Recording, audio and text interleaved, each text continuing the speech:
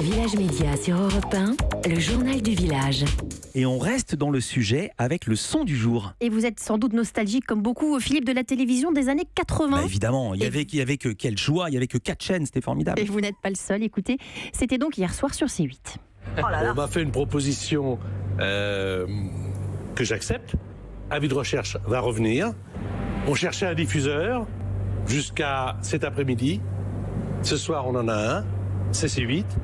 Et vous avez bien entendu, Patrick Sabatier annonce le retour d'Avis de recherche. C'était donc hier soir sur C8 dans Touche pas à mon poste. Avis de recherche, l'émission culte de TF1 dans laquelle Patrick Sabatier conviait des personnalités qui retrouvaient d'anciens camarades de classe.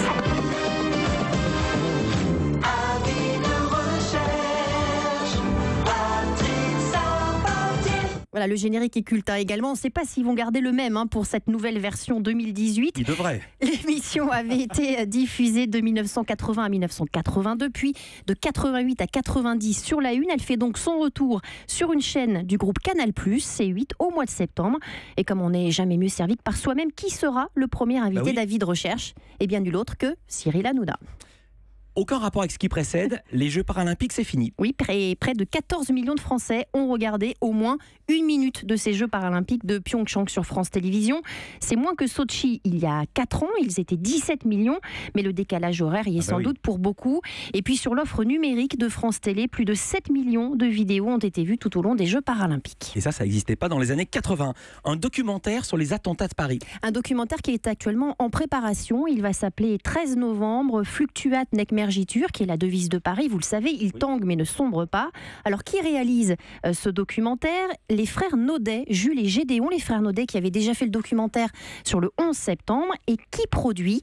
Eh bien Netflix, mais pas seulement. Il y a une société de production française au générique, No School Production, pas d'école production, qui n'est autre que la société de production de Marie Drucker. Non mais elle s'appelle vraiment No School Production. Tout à fait, c'est le nom. Hebdo sans H en sursis. 2 mois seulement après son lancement, le magazine de société est à bout de souffle financièrement, plombé par l'affaire Hulot, comme l'explique le Figaro Économie ce matin.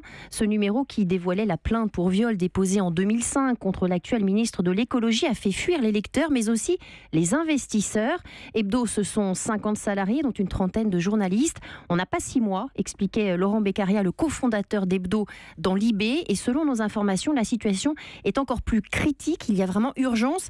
Le prochain numéro sortira bien vendredi, mais en revanche, pour la semaine prochaine, c'est déjà l'inconnu. Donc ils peuvent ne pas sortir. Ils peuvent ne pas sortir. Dans le même temps, un nouveau titre fait son apparition. Un autre hebdo, nouvelle formule, qui s'appelle Vraiment et qui sera dans les kiosques dès demain. Vraiment, après un numéro 0 début février, voici donc le vrai numéro 1.